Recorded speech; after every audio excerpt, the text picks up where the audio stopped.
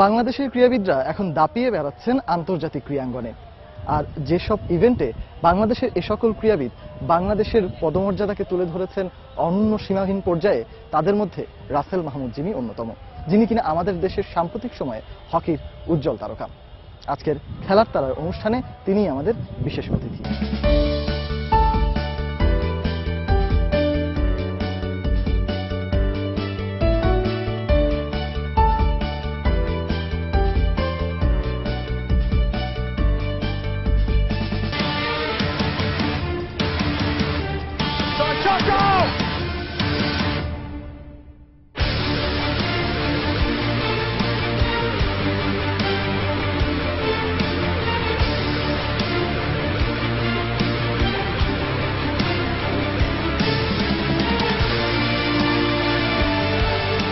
Jimmy ভাই, আপনাকে আমাদের খেলার তারার এই বিশেষ অনুষ্ঠানে স্বাগতম।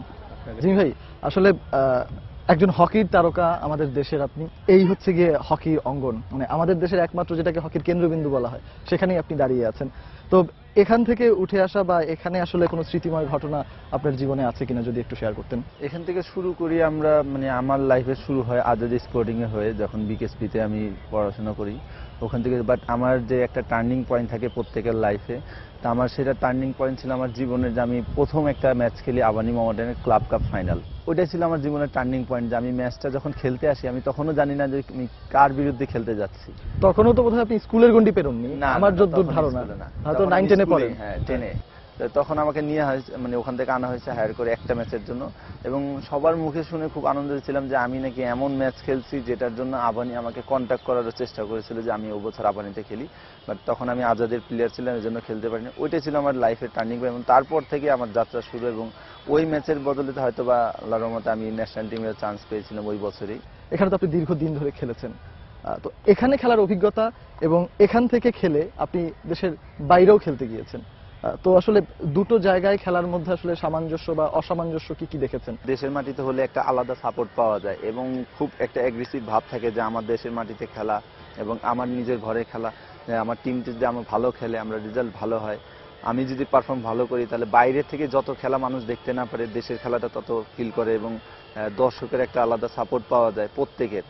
আর বাইরে খেলা হলে যে আপনার ইন্টারন্যাশনাল লেভেলে খেলা হলে যে অনেক সময় দেখা যায় অনেক কিছুর বিরুদ্ধে খেলতে হয় আমাদেরকে, যে আমাদের মাঠের এনভায়রনমেন্ট এবং ওইখানকার যে লোকাল টিম থাকে তাদের এবং আম্পায়ার সবকিছুর বিরুদ্ধেই খেলতে হয়। বাট দেশে হলে কি একটা আলাদা সাপোর্ট পাওয়া যায়, যে আপনার স্পিডটাও ভালো থাকে। খেলাধুলার প্রসঙ্গ থেকে একটু বাইরে চলে যাই, সেটি হচ্ছে গিয়ে এই জিমি যে কিনা হকি স্টিক হাতে আসলে মাঠটাকে দাপিয়ে বেড়ায়, মাঠে দাপিয়ে বেড়ায়, সেই জিমি আসলে অবসর সময়ে কি করে? আমি খেলাধুলার পাশাপাশি আমি এখন বিজনেসও করতেছি, এবং আমার নৌবাহিনীতে, মানে বিজনেসটা ছিল আগে, এখন যেহেতু বর্তমানে নৌবাহিনীতে জব আছে এবং এখানে সময়টা বেশি দেওয়া হয়, হকির সাথে আছি। আর পাশাপাশি যখন সময় থাকে বন্ধু বান্ধবদের সাথে আড্ডাটা বেশি দেওয়া হয়, বাসায় সময়টা বেশি থাকে, যেহেতু এখন বিবাহ করেছি ওই জন্য ওখানে একটু এক্সট্রা সময় দিতে হয়। আমরা যদি হচ্ছে গিয়ে আর একটু দেখতে চাইবো যে সেটা হচ্ছে গিয়ে আপনার ছোটবেলা থেকে যে শেখা, বা আপনি হচ্ছে গিয়ে যে বাংলাদেশের হয়ে যে খেলছেন, বিভিন্ন ক্লাবের হয়েও খেলছেন, তো আপনার কোচ এরকমই একজন কোচ যার কাছে আপনি কোনো না কোনো সময় শিখেছেন, সেই কোচ আপনার সম্পর্কে কি বলে আমরা একটু দেখে আসবো। জিমি সম্বন্ধে বলার আগে একটু বলতে চাই, জিমির বাবা যে ছিলেন আব্দুর রাজ্জাক সোনা ভাই, উনি আমারই ওস্তাদ, উনারই হাতে আমার হাতিখড়ি। সেই সুবাদে তার বাসায় আসা যাওয়া, সে জিমিকে কোলে করে থেকে নিয়ে এই যাবত আমি দেখতেছি ওকে, হ্যাঁ, খেলোয়াড় হিসাবে হোক ইয়া হোক। জিমি তো জিমি, হ্যাঁ, জিমির মতো পারফর্মার, তার পাওয়ার গেম, তার ফিজিক্স, ওভারঅল মিলে আমি বলি বাংলাদেশের খুব রেয়ার কয়েকজন আছে, তার মধ্যে জিমি একজন। আমরা আসলে শুনলাম যে কোচ কি বললেন, আপনিও নিশ্চয়ই শুনলেন। তো এই বিষয়ে আপনাকে আসলে জিজ্ঞাসা করার কিছু নেই, এটি আপনিও জানেন, তিনিও জানেন, আজ হয়তো দর্শকরাও জানলো। আপনি আপনার বন্ধুদের সাথেই বা কি করতেন, যারা আপনার সহকর্মী বলা যায়, আপনার সাথে একই ক্লাবে খেলেন বা একসাথেই হয়তো বা খেলতে খেলতেই বড় হয়েছেন, তাদের কথাগুলো একটু শুনে আসি। 2004 আমরা যখন বিকেএসপি ফুল টিম, মানে আমাদের 98 আমরা ফুল টিম যখন ইন্ডিয়ায় যাই, তখন আমাদের এয়ার ইন্ডিয়া একাডেমির কোচ ছিলেন বানসাল স্যার, যার হাতে মনে করেন যে ইন্ডিয়ার বেস্ট অলিম্পিয়ান তৈরি, দিলীপ টার্কি, তারপরে সন্দীপ সিং, তারপরে পবজো, দীপক ঠাকুর, যারা অলিম্পিয়ান ওয়ার্ল্ড লেভেলে খেলছে, তারা তার হাতের তৈরি। তো উনি জিমিকে দেখে বলছিলেন যে, আমার এখনো মনে আছে যে স্পষ্ট বলছিলেন যে, জিমি তুই যদি বাংলাদেশ ব্যতীত ইন্ডিয়া বা অন্য কোনো কান্ট্রিতে থাকতি তাহলে তুই ওয়ার্ল্ড ফাটায় ফেলতি। জিমিকে আমরা আইকন হিসেবে ধরি, যে বাংলাদেশে যদি আইকন বলা হয় তাকে জিমিকে বলা হবে। আর ব্যক্তিগতভাবে সে খুবই ভালো একটা ছেলে, বাট মাঠে যখন নামে তার অ্যাক্টিভিটিস একটু চেঞ্জ হয়। স্বাভাবিক, সবার একরকম থাকে না, but he is a man হিসেবে খুব ভালো, সবার সাথে আন্ডারস্ট্যান্ডিং আছে, সবার সাথে চলাফেরা করে, এবং যারা জুনিয়র সিনিয়র সবার সাথেই খুব ভালো একটা রিলেশন তার। বাংলাদেশ টিমে যতগুলো ট্যুর করছি দুইজনে একসাথেই ছিলাম, একই সাথে। তো ওইখানে কিছু মজার বিষয় আমাদের প্লেনের মধ্যে হয়েছে। ওনার একটা খুব মজার বিষয়, ও যখন কোনো ট্রাভেলে যায়, সেটা প্লেনে হোক গাড়িতে হোক যে কোনো যায়, সাথে সাথে ঘুমায় পড়ে। সেই ঘুমায় পড়ার ব্যাপারটা, সে মুখে হা করে ঘুমায় সবসময়, মুখ বন্ধ করতে হয়। তখন আমরা সব মজা করে পিকচার তুলি, বা ওর মুখের মধ্যে বাদাম নিয়ে প্লেনের মধ্যে বাস্কেটবল খেলি, পরে এগুলো নিয়ে অনেক মজা করি। জি ভাই, আপনার বন্ধু বান্ধবদের কথাও তো শুনলাম। এবার আসলে আমার যেটা খুব বেশি পরিমাণ জানতে ইচ্ছে করছে, রাসেল মাহমুদ জিমি কিন্তু পুরান ঢাকার একজন মানুষ। শুধু রাসেল মাহমুদ জিমি নয়, রাসেল মাহমুদ জিমির পরিবারটাও। তো পুরান ঢাকার লোকদের কিন্তু এক ধরনের অভ্যাস আছে, যেটা সারা বাংলাদেশের মানুষই জানে, তারা অনেক বেশি ভোজন রসিক হয়। এই খাবার দাবারের ব্যাপারে আসলে কি ধরনের রুচি? ছোটবেলার থেকেই আমার আম্মু আম্মার কাছ থেকে এটা আপনি ভালো জানতে পারতেন। মানে আগে ছিল আমার দাদা বাবুর্চি ছিল, নান্না বাবুর্চির নাম অবশ্যই শুনে। তো নান্না বাবুর্চি অরিজিনাল হচ্ছে আমার দাদা। তো দাদা ছোটবেলার থেকেই পোলাও টোলাও, তারপরে বিভিন্ন ধরনের খাবার টাবার রান্না করতো। তো আমার অভ্যাস ছিল, মানে দাদা যখন অর্ডার পেত, তখন ওই পেস্তা বাদাম কিশমিশ এগুলো যখন বাসায় আনতো না, তখন আমি কোনো দিকে দেখতাম না, এক থাবা মুখ হাঁটতে নিয়ে এবার দৌড় দিতাম ওইগুলো খাওয়া দাওয়ার প্রতি। তারপরে স্কুলে যখন যেতাম, আব্বু তখন একটা ছেলে ছিলাম আমি একাই, আব্বু খুব আদর করতো আমাকে, বিভিন্ন ধরনের খাওয়া দিয়ে দিত আমাকে, এবং যতক্ষণ খাওয়া থাকতো আমি ক্লাসে থাকতাম, খাওয়া শেষ আমি ক্লাস থেকে বের হয়ে আসতাম। মানে আম্মু এই গল্প এখনো সবার কাছে করে। জিমি যে শুধুমাত্র ভোজন রসিক সেটা তো দর্শক জানবেই। জিমিকে যদি বলা হয়, যে বলা হয় না, জিমিকে এটাও অনেকেই জানে যে জিমি কিন্তু যথেষ্ট ফ্যাশন সচেতন। তো এই যে দাড়ি রাখার যে স্টাইল, কিংবা হচ্ছে গিয়ে বিভিন্ন সময় বিভিন্ন জুতো পরা, কিংবা পাঞ্জাবিরও একটা আলাদা স্টাইল ফলো করা, এই জাতীয় জিনিসের ক্ষেত্রে জিমি আসলে কতটুকু সচেতন? ছোটবেলা থেকে আব্বুকে দেখতাম এটা, যে আব্বু খুব মানে টপ, মানে টিপটপ থাকার চেষ্টা করতো, সানগ্লাস টানগ্লাস নিয়ে। ছোটবেলা থেকে আব্বু, যখন আমি একমাত্র একটা ছেলে ছিলাম, আব্বু আমাকে ওভাবেই মানে কাপড় চোপড় পরাতো, যে কিভাবে সুন্দর দেখানো যায়। তো এখন আমি ওইটাই ফলো করি। আর বেসিক্যালি যেহেতু আমি ফুটবলটা অনেক পছন্দ করি, তো ফুটবলে আমার মানে ফেভারিট প্লেয়ার হচ্ছে রোনাল্ডো, ক্রিস্টিয়ানো রোনাল্ডো, এবং আমি ট্রাই করি ওর মতো হেয়ার কাটিংটা রাখার। তারপরে আমার জার্সি নাম্বারও ওর মতোই 7। তো যখন থেকে ওর খেলাটা দেখছি, তারপর থেকে আমি আমার জার্সি নাম্বারও চেঞ্জ করছি, 07 দিয়ে এখন শুরু। আর আমার পছন্দের পোশাক হচ্ছে মানে জিন্স প্যান্ট, টি শার্ট। এটা আমি খুব মানে রিল্যাক্স ফিল করি এটা পরার পর। জিমি ভাই, আপনার তো আসলে আমরা যতদূর জানি সেটা হচ্ছে কি আপনার পুরান ঢাকার একটা স্কুলে আপনার শুরুটা। স্কুলটার নাম হচ্ছে আনমেরিটোলা সরকারি উচ্চ বিদ্যালয়, এটা হলো তারা মসজিদের পাশে। ওখানে ছোট থেকে বড় হয়েছে আমি, পাশে এলাকায়। আর ওই মাঠে আমার মানে খেলাধুলার শুরুয়াত ওখান থেকে।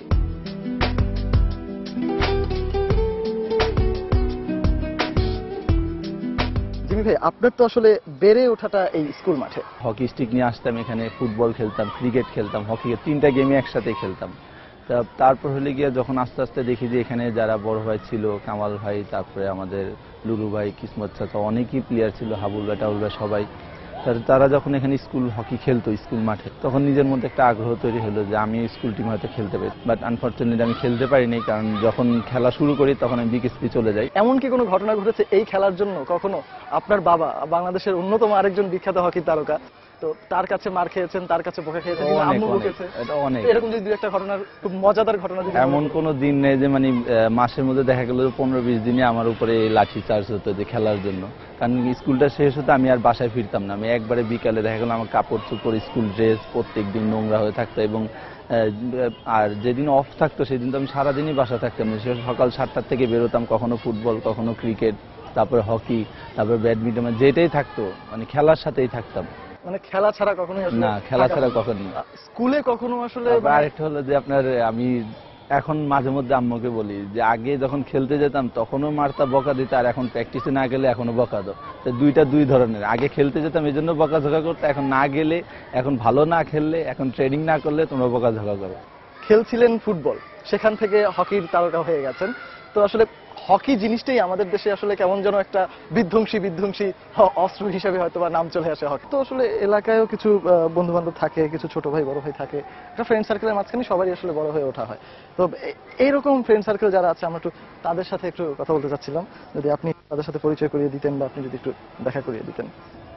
এটা হলো আমাদের এলাকারই ছোট ভাই সব, হলো রুবেল, হলো রায়হান, হলো ইমন।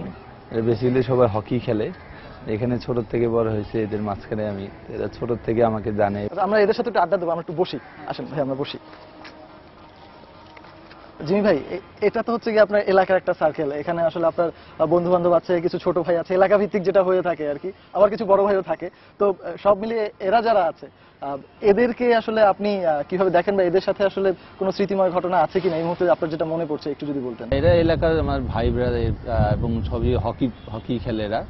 তো ছোটবেলার থেকে মানে এদেরকে দেখতেছে এবং এরাও আমাকে দেখতেছে। এরা হলো মানে আমি মানে এলাকাতে আমার যে পরিচিতিটা, আমি কখনো এটা ভেদাভেদ করি না, যে আমার খেলার দিকটা একদিকে এবং এলাকার যারা থাকে ওদের সাথে আমি খুবই আন্তরিক এবং মেশার খুব চেষ্টা করি, যাতে কোনোদিন কেউ বলতে না পারে যে খেলাধুলার জগতে জড়ানোর পরে জিমি ভাই চেঞ্জ হয়ে গেছে। হ্যাঁ, ভাব ধরছে এরকম কিছু। যখনই দেখা এদের মাঝখান থেকে, এরা তিনটাই কিন্তু খুবই দুষ্টামি করে আমার সাথে। হ্যাঁ, বিশেষ করে এই যে মাঝখানে যেটা বসে আছে, এটা মনে করেন ফোনেও দুষ্টামি, ফোন করলেও এবং দেখা হলে ওর কোনো মানে ওর বাইন্ডিংস থাকে না, ওর মুখ চলতেই থাকে, মানে বাঁধন খারাপ দুষ্টামি যেটাকে বলে। আচ্ছা, আমি ওই ভাইয়ের কাছে জিজ্ঞাসা করতে চাই, সেটা হচ্ছে যে জিমি ভাই উনি আসলে মানুষটা কেমন, মানে দুষ্টামি বেশি করে না, কিন্তু আমাদের সাথে অনেক ফ্রি, দুষ্টামি বেশি করে না ওরে, কিন্তু তেমন না। এখন বলবে না, এখন বলবো যে ভাই ক্যামেরাতে আপনার টিভির সামনে আপনাকে বাঁচিয়ে দিলাম। যখন মনে করেন এরা আবার আমার সাথে ক্যাম্পে যায়, খেলতে যায়, তখন কিন্তু বলে যে ভাই আপনি এমন যে দুষ্টামি করেন আগে জানতাম। বিকেএসপিতে যখন ক্যাম্পে যেতাম, বিকেএসপিরও জ্বালাইছি আমরা খুব, মানে কোনো গাছ টাছ কোনো কিছু বাকি রাখিনি আমরা। মানে বিকেএসপি রাতের বেলা চুরি হতো, রাতের বেলা একটু বের হইতাম, আমাদের মনে করেন সন্ধ্যার দিকে সবাই হাঁটতে বেরোতে 2-3 জন আলাদা হয়ে যেতাম এক গ্রুপ থেকে, ওইখানে গ্রুপ থেকে। তারপর ওখানে দারোয়ানরা মাছ পালতো ছোট ছোট হাউসের মধ্যে, ওই মাছগুলো চুরি করছি। মাছগুলো চুরি করে কি করতেন? মাছগুলো চুরি করে হোস্টেলের ছাদে নিজেরা যা পারতাম ওই লাকড়ি টাকড়ি দিয়ে ওই চুলা বানিয়ে ওখানে মনে করেন চাল আনতাম ডাইনিং থেকে বা রাইস রাত্রেবেলা, ওইটার ওখানে যেভাবে যা পারতাম খাওয়া দিয়ে দরকার। খাওয়ার মতো হতো না, হতো কিছু কুকও থাকতো ওখানে ভালো আমাদের, মানে যারা কিছু জানতো। এখানে সবচেয়ে বেশি ভালো রান্না করতে পারে কে? না, আমি পারি, আমার এক্সপিরিয়েন্স আছে, যেহেতু আমি বাইরে খেলতে যাই এবং এটা।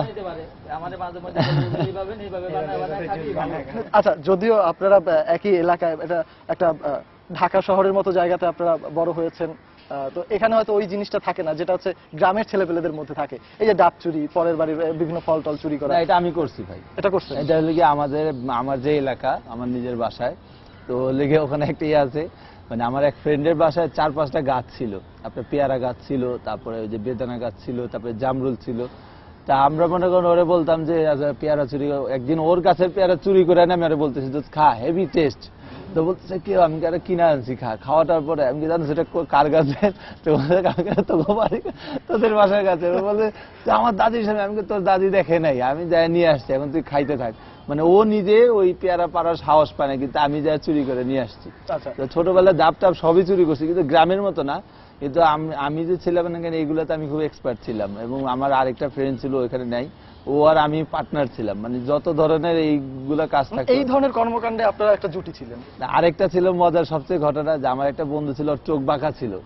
তো ওরা একদিন মানে আমি ডাব গাছে উঠাইতে গেছি, তো ও ডাব গাছ না ধরে ডাব গাছের ডাল ধরে ফেলছে। তো এখন তো আমি ভয় পেয়েছি, পড়লে তো মরে যাবে। তখন আমরা দুই বন্ধু আরে মানে বাঁশ টাস দিয়ে দড়ি দিয়ে উঠাইছি। উঠানোর পর আমি জিজ্ঞেস করলাম, তুই গাছে না দিয়ে তুই ডাল? আমার চোখ বাঁকা, তো আমি মনে করছি গাছটা এইদিকে, গাছটা এইদিকে বলে ওদিকেই লাভ দিয়েছে। আচ্ছা, ঠিক আছে। তো জিমি ভাইকে নিয়ে এরকম ধরনের কোনো অভিজ্ঞতা আপনাদের মাঝখানে আছে কিনা, যেহেতু আপনারা একসাথে অনেকেই ক্যাম্প করেছেন? হ্যাঁ, এরকম আমরা যখন জিমিকে পাই তখন আমরা ইচ্ছা করেই করি যে ওনার সাথে টাইম স্পেন্ড করার জন্য। আমরা মানে হঠাৎ করে মানে আমরা যখন একত্রিত তখন বিকেএসপির কথাটা বেশি, আমরা সবাই যেহেতু বিকেএসপিতে পড়াশোনা করছি, তখন বলি যে ভাই বিকেএসপিতে আপনারা তো সিনিয়র ছিলেন, আমাদেরকে অনেক টর্চার করতেন, তখন তোরা তো কিছু পাসই নাই।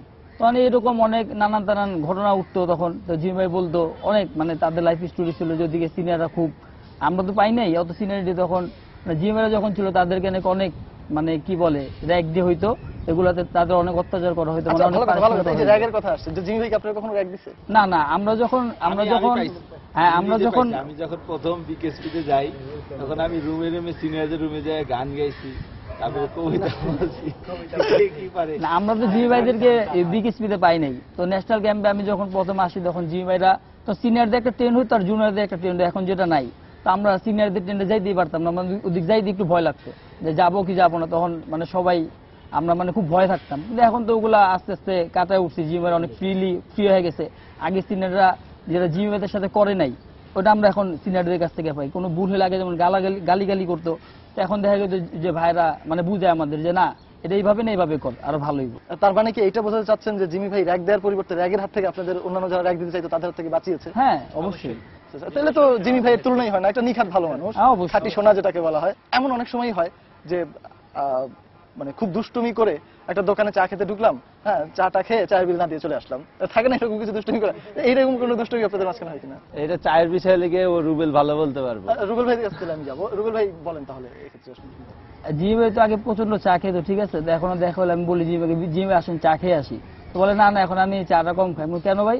মানে এখন যে ভেজাল টেজাল চা এগুলা খাইতে এখন আর ভালো লাগে না, বাসায় আমার ওয়াইফ বানায় দেখানো ওইটাই খাই। ও নতুন বিয়ে করে এখন মানে বোরাদের চা খাইবেন আর এদিকে দোকানের চা খাইতে আপনার ভালো লাগে না নাকি?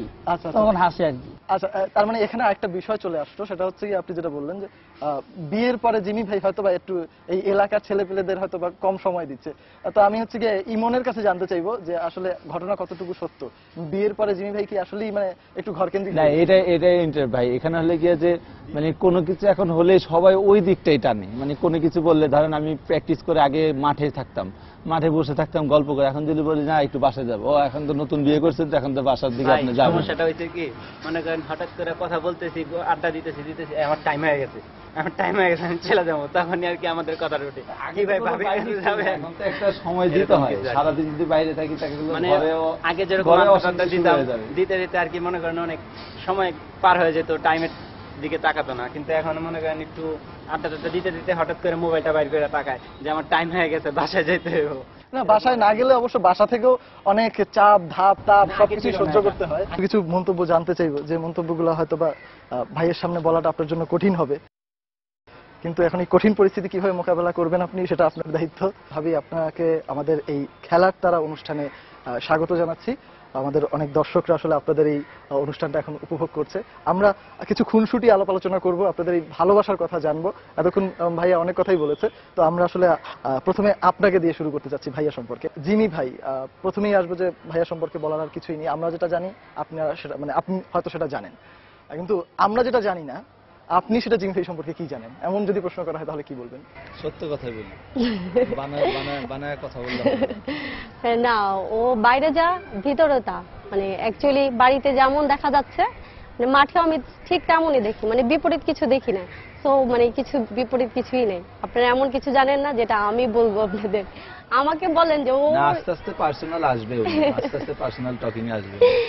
না, এমন কিছুই নাই যে ওর মধ্যে কিছু এমন কোনো বিহেভ আছে যেটা আপনারা জানেন না, সবই জানা। আচ্ছা, আমরা তো জানি হচ্ছে গিয়ে হকি স্টিক হাতে একটা মানুষ মানে খুব প্রতাপশালী হয়ে মাঠে দৌড়ে যাচ্ছে, হয়তো বা প্রতিপক্ষের ডিফেন্ডাররা ভয়ে কাঁপছে, এরকম একটা কিছু। এখন কি আপনি বলতে যাচ্ছেন মানে হকি স্টিক হাতে নিয়ে বাসায় এরকম অ্যাটিটিউড থাকে না? বাসায় আবার উল্টোটা হয়, মানে হকি স্টিক হাতে আপনি দৌড়াচ্ছেন সে ভয়ে কাঁপছে, এরকম কিছু না। সেরকম কিছুই আমাদের মধ্যে হয় না। আমাদের মধ্যে সবচেয়ে বেশি আন্ডারস্ট্যান্ডিংটা বেশি, অনেক বেশি আমাদের মধ্যে আন্ডারস্ট্যান্ডিংটা। দ্যাটস ওয়াই তেমন কিছুই হয় না। হকি স্টিক নিয়ে দৌড়াদৌড়ি আমিও করছি না, ও করছে না। আমরা যতদূর জানি সেটা হচ্ছে গিয়ে আপনাদের লাভ ম্যারেজ। তো আসলে শুরুটা কোত্থেকে হয়েছিল, কে আসলে বলতে আগ্রহী, ভাইয়া না ভাবি? ভাইয়া অনেক কথাই বলেছেন, আপনার কাছে এখন নাই গেল, ভাবি যদি বলতেন। আপনার ভাই প্রপোজ করছে, আর সবচেয়ে বড় কথা প্রপোজ করার আগে সে সবসময় বলতো আমি অনেক কিছু পারি, রান্না করতে পারি, ঘর ঝাড়ু দিতে পারি, তোমার কিছু করতে হবে না। কিন্তু এখন কিন্তু তা হচ্ছে না। পটানোর জন্য বলে, ইন্টারভিউ করতে হবে, এটা মাছ না, পটানোর জন্য অনেক কিছু বলে। সে আমাকে বলতো যে আমি চুল বাঁধতে পারি না, ও বলতো যে না তোমার চুল বাঁধতে হবে না, আমি তোমাকে বেঁধে দেবো। মানে কার চুল বাঁধতে পারে না? আমি নিজে চুল বাঁধতে পারি না, ও আপনার চুল সে বেঁধে দেবে? হ্যাঁ হ্যাঁ হ্যাঁ, কিন্তু তা হচ্ছে না কথা কিন্তু ছিল তখন অনেক আবেগের কথা ছিল বাট এখন তো ও সেটা আবেগ ছিল তাই নজিরবিহীন লোভনীয় প্রস্তাব আমরা বুঝতে পারছি। তো আসলে এই প্রস্তাবগুলো শুনে বা এই ধরনের যখন আপনাকে বিভিন্ন ধরনের আসলে টোপ ফেলা হতো আপনার জন্য, আপনি আসলে এটা কিভাবে দেখতেন? না আমি সেটা কমই দেখতাম সবচেয়ে বড় যে সে আমার সাথে সবচেয়ে অনেস্ট ছিল, অল টাইম অনেস্ট, সবসময় অনেস্ট ছিল। দ্যাটস ওয়াই আমি তার প্রপোজে রিচার্ড ভাই মনে অবাক হলো অনেস্ট ব্যাপারটা। অনেস্ট ব্যাপারটা আসলে হাসি কিভাবে হয়, কারণ আমি তো অনেক কিছু জানি। আপনাকে যদি এখন বলি তাহলে আপনি না সে আমার দিক দিয়ে অনেক অনেস্ট।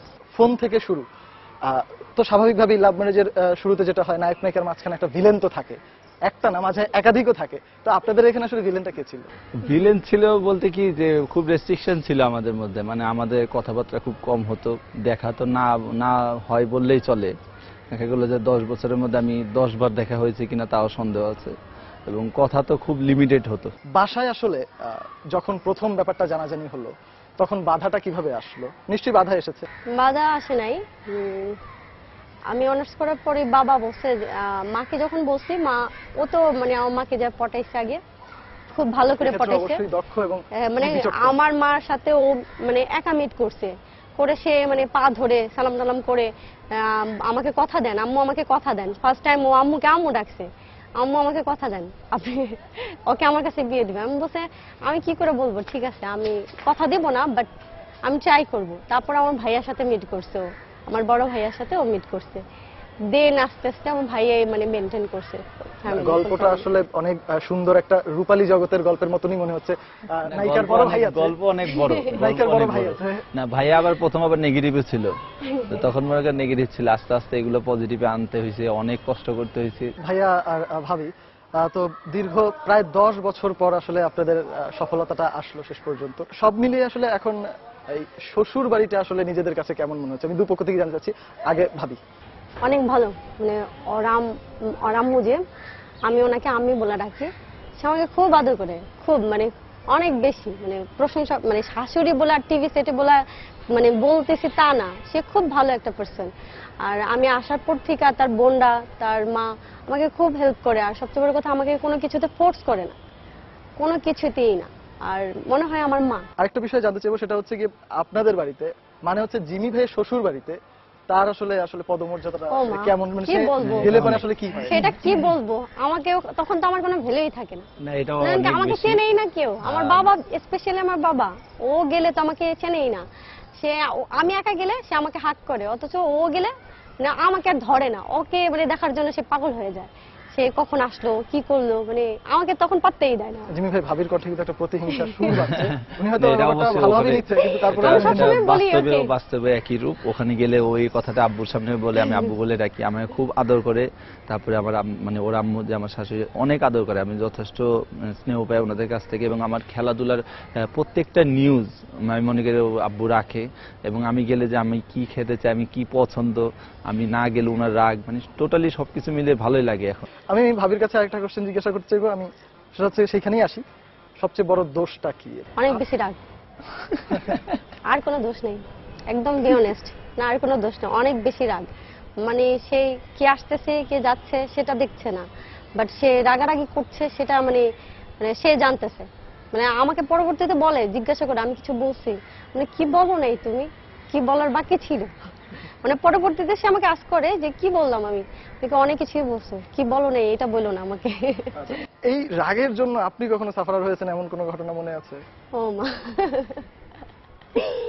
এখন কিন্তু অনেক কন্ট্রোল হয়েছে, এখন অনেক কন্ট্রোল করার চেষ্টা করি, অনেক কন্ট্রোল, একদম মিথ্যা মিথ্যা, এটা তো বলবে, এখন তো আরো কন্ট্রোল হয়, এখন বেশি রাগ। তার সাথে আমার একটা ঘটনা, গত বছর ঈদে আমরা ঘুরতে গেছি, তো আমার নামতে একটু লেট হয়েছে, 10 থেকে 15 মিনিট লেট হয়েছে, সে যে কি করছে, বলো বলো কি করছে, না বলে ভালো, রাগ উঠে তো বললো, রাগ করছি, রাগ তো করবোই, যে যেখানে টাইম হলে রেস্ট্রিক্টেড, যে আমাদের যায় আসতে, এখন তার ওই বাধাটা নেই, এখন ও আমার সাথে যদি রাত্রে 10টা বাজে ব্যাক করে কোনো সমস্যা নেই, তো তখন আমার কাছে টাইমটা অল্প, আমাকে রেখে চলে আসছে। দেন রিকশাওয়ালা বলতেছে মামা মামা উঠেন, তো ও বলতেছে কি না আমি উঠবো না, ও চলে যাক। দেন আমি ওকে ডাকতেছি আসো আসো, এখন উঠছে, উঠে আমাকে বাড়ি নিয়ে যাবে, সে বাড়ি না নিয়ে এসে আবার আমাকে ঢাকা ভার্সিটিতে নিয়ে গেছে, ওখানে যাওয়া চিল্লাচিল্লি, মানে সে চাচ্ছে সেট মানে আমি যেন সরি বলি। তা আমি বলতেছি আমি সরি বলবো কেন, আমি তো এটা সরি তো বলবো। মেয়েদের স্বভাব ভাই, প্রথমে তো বললেন এটা তো আপনি বিবাহ করছেন? আচ্ছা, এই প্রশ্ন এখন আমাকে জিজ্ঞাসা করলে আমি তো আর অনুষ্ঠানের অতিথি না। আপনি তো অনেক প্রশ্ন করলেন, আমি এখন একটা বললাম আপনি করছেন বিবাহ? আমাকে হয়তো সামনে সেই রাস্তায় আচ্ছা, যেতে হবে। তাহলে অভ্যাস করে নেন মানে সরি বলার, অলওয়েজ সরি। আচ্ছা ঠিক আছে, যাই হোক দর্শকদের জন্য কিন্তু আপনি একটা মেসেজ দিয়ে রাখবেন, শুধু আমাকে না, যে আসলে এ ধরনের সিচুয়েশনে পড়লে, এ ধরনের সিচুয়েশন যে কোনো ধরনের সিচুয়েশন, এটা অভ্যাস করতে হবে, ট্রেনিং নিয়ে নেন, এইগুলো বাদ দিয়ে একটা ট্রেনিং নিয়ে যে কোনো কিছু হলে ওকে সরি। এখন যে বিষয়টা আপনার কাছে আমি জানতে চাচ্ছি সেটি হচ্ছে গিয়ে, ভাইয়া তো আমাদের দেশের হকির একজন বড় তারকা, মাঠে একটা পরিচয় আছে ওনার এটার, তো আপনি আসলে কিভাবে দেখেন ওনার এই মানে ফেমটা? হয়তো দেখা গেছে যে ভাইয়ার ফেসবুকে অনেক মেয়ে ফ্যানরা বিভিন্ন হয়তো বা নক করে বসলো যে ভাইয়া আপনি তো খুব কিউট অ্যান্ড হ্যান্ডসাম। এখন ওই জিনিসটা আবার আপনি দেখলেন বা আপনাকেই সে এনে দেখালো, সব যেহেতু আপনি প্রথমে দেখালো, তারপরে আসলে আপনার অনুভূতিটা কি হয়? সে আমাকে অল টাইমই দেখায়। আচ্ছা, দেখানোর পর আপনার কেমন লাগে? আমার ভালো লাগে, বি অনেস্ট, আমার খুব ভালো লাগে। আমি জানি ও মানে এমন কোনো কাজ করবে না যেটা আমি হার্ট হবো, দ্যাটস ওয়াই সে আমাকে যখনই দেখায় আমি মানে বলি ঠিক আছে, তুমিও রিপ্লাই করে কিছু বলো। আপনাকে একটা মজার গল্প শোনাই। কয়েকদিন আগে মেসেজ বক্স আমি যখন মেসেজ চেক করতেছি, দেখি মানে ওর এক ফ্যান, ওকে মানে ছেলে দিছে I love you, I miss you. এখন আমি তো বলতেছি এটা মানে মেয়ে না ছেলে, তোমাকে I love you I miss you লিখছে। তো আমি ভিউ প্রোফাইলে ঢুকছে, দেখি একটা ছেলে, বলে দেখো ও আর অনেক কিছু লিখছে যা তুমি পড়ো না। আমি ওটাকে মানে ভালো দৃষ্টিতেই দেখি। আরেকটা বিষয় জিজ্ঞাসা করি, সেটা হচ্ছে গিয়ে জিমি ভাই তো আপনাকে 5টা SMS আসলে বা 5টা ইনবক্সে মেসেজ আসলে সেখান থেকে 2টা দেখাতে পারে, বাদ বাকি 3টা তো সে আসলে আপনাকে নাও দেখাতে পারে। এটা আপনি কিভাবে আসলে? এটা আমি কখনো বিশ্বাসই করব না। এটা আমার সামনে বলেন, এটা আপনি একা জিজ্ঞেস করলে এই অ্যানসারই পাবেন। এই দিক দিয়ে আমি বলতে যাই না, একদমই না, ও কখনোই আমার কাছে কিছু হাইড করে না, সব বলে দেয়। আচ্ছা লাকি ভাবে এবার আরেকটু বাইরে যেতে চাচ্ছি, সেটা হচ্ছে গিয়ে ভাইয়া তো হচ্ছে গিয়ে আগেও বলেছি যে আপনি তো জানেন ব্যাপারটা, সেটা হচ্ছে গিয়ে হকির অনেক বড় সেলিব্রিটি আমাদের দেশের। তো হকি অঙ্গনের একজন মানুষ, পাশাপাশি আপনার জীবন সঙ্গী, তো এই দুটো জায়গাকে আপনি আসলে কিভাবে দেখেন? অ্যাজ এ হাজবেন্ড হিসেবে জিমি ভাই আসলে কতটুকু সফল? I think fulfil. আর আমি তাকে খুব রেসপেক্ট করি এই দিক থেকে, যে মানে সে তার লাইফে এভরি পার্ট থেকে সে সাকসেস হয়ে আসছে। আর আমি ইনশাআল্লাহ আগামীতেও তাকে সাপোর্ট করব, আর আপনারা দোয়া করবেন সে যেন আগামীতে সাকসেস হতে পারে। ভাইয়ের কাছে জানতে চাইবো, সেটা হচ্ছে গিয়ে এই খেলোয়াড়ি জীবনে এখন পর্যন্ত যখন থেকে আপনার তার সাথে পরিচয় হয়েছে, একটা সাপোর্টের তো দরকার হয়, সেটা আপনি ফ্যামিলিয়ার ভাবে পেয়েছেন, ভালো কথা, তার কাছ থেকে আসলে এখন পর্যন্ত কতটুকু পাচ্ছেন? যথেষ্ট সাপোর্ট ওর কাছ থেকে আমি পাইছি, এবং অনেক হেল্প আমাকে মানে অ্যাজ এ লাইফ পার্টনার হিসেবে। ফোনের মধ্যে আগে তো ফোনে হতো, এখনো মানে এখন খেলতে গেলে বিশেষ করে এখন মানে ও বলে যে মাঠে কোনো রাগারাগি না, কোনো চিল্লাচিল্লি না, তোমার পারফরমেন্সটা তুমি শো করো, এগুলো নিয়ে আলাপ আলোচনা। এবং যখন ও একা থাকে তখনও বলে যে মানে যখন কেউ ভালো কথা বলে তখন শুনতে ভালো লাগে, বাট অন্য কিছু বললে তখন আমাদের কাছেও খারাপ লাগে। তো এগুলো বিষয় নিয়ে আলাপ আলোচনা হয়।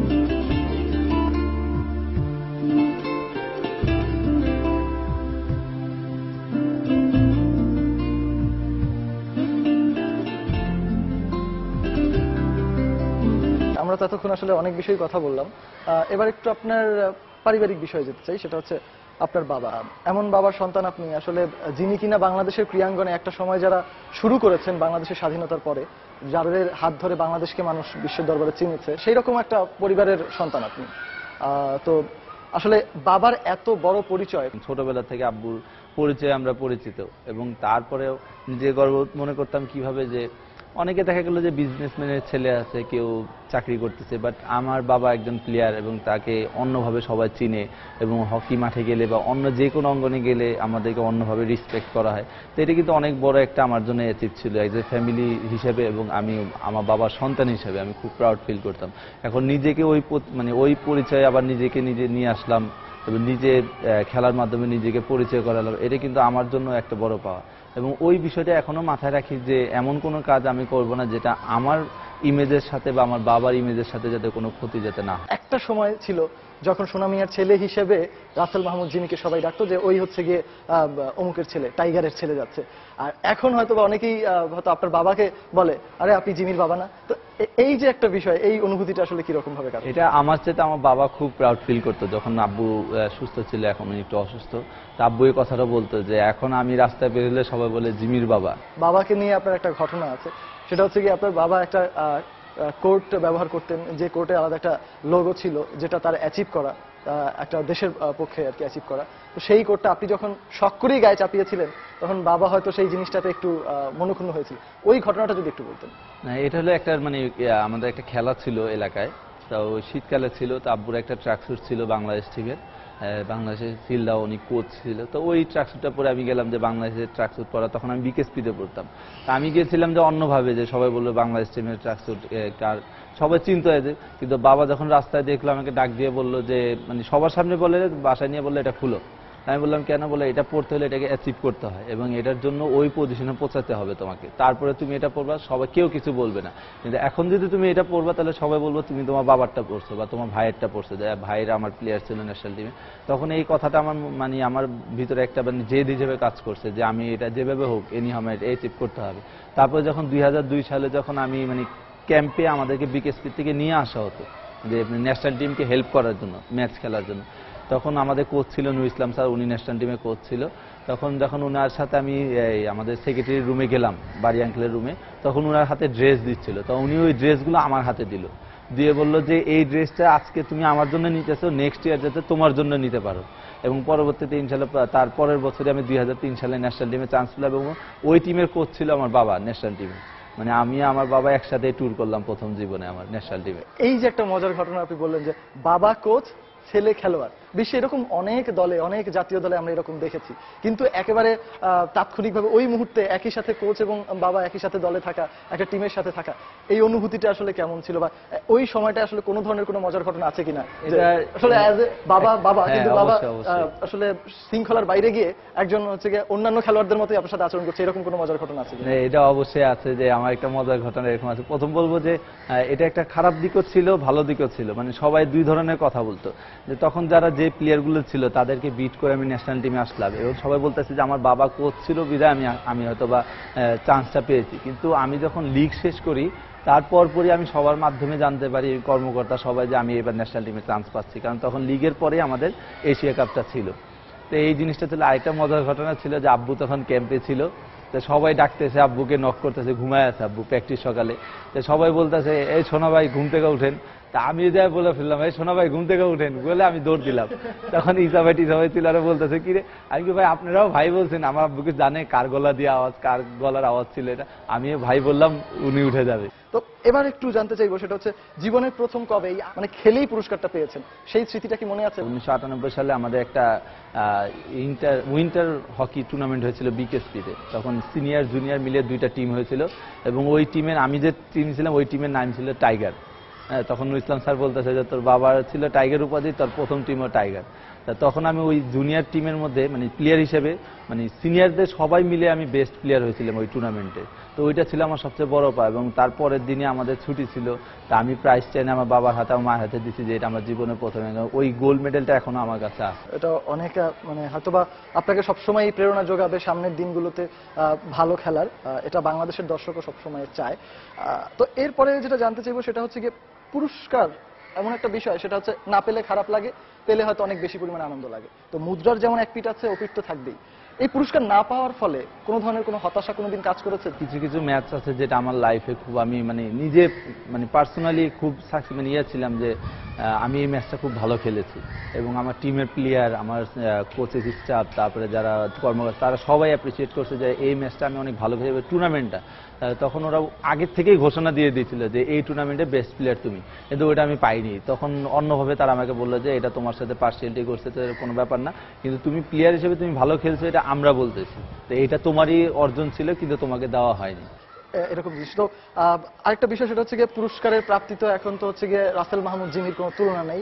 আমি জানি না বা আমি হয়তো বা সেটা হয়তো সংখ্যায় বোঝাতে পারবো না যে কতগুলো পুরস্কার আপনি পেয়েছেন, গুণে রাখা সম্ভব না। বাসার কতগুলো শোকেস কিংবা ক্লাবের কতগুলো শোকেস এই জিমির হাত দিয়ে ভরেছে, কিংবা বাংলাদেশ হকি ফেডারেশনের কতগুলো পুরস্কার আসলে জিমির হাত দিয়ে ঢুকেছে, এরকম কোনো অনেকগুলো। যে আমি নিজেকে প্লেয়ার হিসেবে তখনই করি যে মানে জাস্টিস করতে পারি যখন একটা আমার দেশের জন্য যদি আমি কোনো কিছু অর্জন করতে পারি, এবং অনেকগুলো ছিল এবং পার্সোনাল হিসেবে অনেক প্রাইজ পেয়েছি। বাট এর মধ্যে আমার সবচেয়ে যেটা হলো মানে আমি নিজেকে প্রাউড ফিল করি, এটা হলো আমার 2007 সালে এশিয়া কাপে আমি পরপর 3টা ম্যাচে ম্যান অফ দ্য ম্যাচ ছিলাম।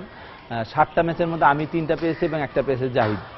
আর হলো আমাদের লাস্ট হলো আপনার 2013 সালে আমি রাউন্ড 2 ওয়ার্ল্ড হকি রাউন্ড 2, যেখানে ইন্ডিয়া, আয়ারল্যান্ড, চায়নার মতো টিম ছিল, ওখানে আমি বেস্ট মিডফিল্ডার হয়েছিল। এই দুটো হলো আমার জীবনের সবচেয়ে সেরা অর্জন। রিসেন্টলি আপনি যখন 2013 কথাই বললেন, আপনি চায়নার সাথে একটা ম্যাচে বাংলাদেশের যে একটা মানে আনপ্রেডিক্টেবল ভাবেই যে আমরা জয়লাভ করেছিলাম, সেটা হয়তো বাংলার মানুষরা এখনো মনে আছে। ওই ম্যাচের অনুভূতিটার মাধ্যমে আমি জানতে চাচ্ছি আসলে এ ধরনের বড় ম্যাচ জিতলে আসলে আপনাদের কেমন লাগে, কারণ অবশ্যই আমরা ওই ম্যাচের জয়লাভ করার মতো অবস্থানে ছিলাম না। যখন আমরা একটা টুর্নামেন্ট খেলতে যাই বড়, তো অন্য টিমের একটা চিন্তা ভাবনা থাকে যে বাংলাদেশ টিম এই ম্যাচ হারবে, এই ম্যাচটা হয়তো তারা ড্র করতে পারে, এই ম্যাচটা কনফার্ম তারা হারতেছে। এবং ওই ম্যাচে আমার এখনো মনে আছে, আমরা প্রথম ম্যাচ আয়ারল্যান্ডের সাথে খেলতেছিলাম, প্রথম ম্যাচটাই তো আমরা 2 গোলে লিড করতেছিলাম। তো তখন সবাই একটা কি বাংলাদেশ টিম হঠাৎ এত পরিবর্তন, এবং আমার কারণে একটা গোল আবার আমাদের টিম হয়ে গেছিল, আমার ভুলের পাস কারণে। তখন আমাকে টিম মিটিংয়ে হারুন ভাই রাত্রেবেলায় জিজ্ঞেস করতেছে যে জিমি কালকে তো চায়নার সাথে খেলা, তুমি কি মনে হয়? আমি বললাম ভাই আমি এখন কোনো কথা বলবো না, আমি খেলে আপনার সাথে কথা বলবো। তো যখন জিততে পারলাম, হারুন ভাই খুব মানে হ্যাপি ছিল এবং আমাকে বলতেছে, তো আমি বললাম ভাই আপনাকে আমি বলছিলাম যে আমি খেলে কথা বলবো। তারপরে যখন আমি ম্যান অফ দ্য ম্যাচের প্রাইজটা পেলাম, হারুন ভাই আমাকে এসে বললো যে জিমি তুমি তো মানে ছক্কা মেরে দিছো, আজকে ম্যান অফ দ্য ম্যাচ তুমি। হ্যাঁ, এবং তখন একটা টিম হিসাবে এবং প্লেয়ার হিসেবে আমি খুবই হ্যাপি ছিলাম যে আমরা চায়নার মধ্যে টিমকে হারালাম। কিন্তু কেউ কিন্তু এক্সপেক্ট করতে পারেনি যে আমরা চায়নাকে হারিয়ে দেবো। এবং ওখানে যে ইন্ডিয়ান টিমের কোচই ছিল, তারাও আমাদের সাথে কথা বলতেছে, হঠাৎ করে তোমাদের টিমে এত পরিবর্তন কেন, তোমরা কি? তাই আমরা বললাম যে আমাদের কিছু প্ল্যানিং হচ্ছে, আমাদের বিদেশি কোচ ছিল বলে ওয়েল প্লে, তোমরা যদি এরকম কন্টিনিউ করো তো উইদিন তোমরা 5-6 বছরের মধ্যে ওয়ার্ল্ড কাপ কোয়ালিফাই করতে পারবে।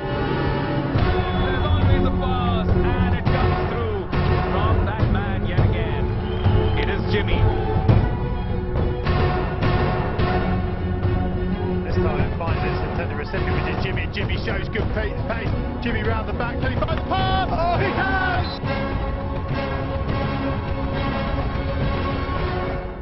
জিমি আসলে নিজের ক্যারিয়ারটাকে এখন যে কয়দিনই সে খেলবে, বাংলাদেশ দলকে সার্ভিস দেবে, নিজেকে আসলে কোথায় দেখতে চায়? যদি আমি খেলোয়াড় হিসেবে যদি এশিয়ান 11-এ খেলতে পারি বা আমি যদি সিলেক্ট হতে পারি, এটা আমার সবচেয়ে বড় চাওয়া থাকবে। না, আমার ব্যক্তিগত পরিকল্পনা হলো যে নিজের মানে যে খেলোয়াড় জীবনে যত কিছু অর্জন করেছি, যত কিছু আমি জানি, এবং ওটা যদি আমি পুঁজি করে এবং একটা ভালো কোর্স যদি করতে পারি কোচিংয়ের, তা আমার টার্গেট হলো যে মানে আমার মাধ্যমে যদি হকিটা যদি আরেকটু ডেভেলপ করতে আমি পারি, তো এটা আমার জীবনে সবচেয়ে বড় পাওয়া থাকবে। এবং অ্যাজ এ মানে যদি ভবিষ্যতে কোচিংয়ে কোনো প্ল্যানিং অবশ্যই সবার থাকে এবং আমারও আছে, তা আমি ওই দিকে লক্ষ্য করতেছি। প্লেয়ার লাইফটা যতটুকু আমি সাকসেস ছিলাম, তা আমি চেষ্টা করবো যে আমার ইচ্ছা হচ্ছে যে কোচিং লাইফটা যাতে আমি অতটুকু সাকসেস হতে পারি। মানে কোচিং লাইফেও নিজেকে জড়াতে চাচ্ছেন এবং সেখান থেকে হয়তোবা দেশকে আরো কিছু দিতে চাচ্ছেন। দর্শকরাও অনেক অনেক না জানা কথা, যারা দর্শকরা হয়তো যেগুলো হয়তো কোনোদিন কল্পনাও করেনি রাসেল মাহমুদ জিমি সম্পর্কে, সেই জিনিসগুলো হয়তোবা আজকে তারা জানতে পারলো। তো জিমি ভাই, আমাদের এই খেলার তারা অনুষ্ঠানে অংশ নেওয়ার জন্য আপনাকে অসংখ্য অসংখ্য ধন্যবাদ এবং আপনাকে ঈদের শুভেচ্ছা। আপনাকেও ধন্যবাদ, আপনাকে ঈদ মোবারক, ঈদের শুভেচ্ছা।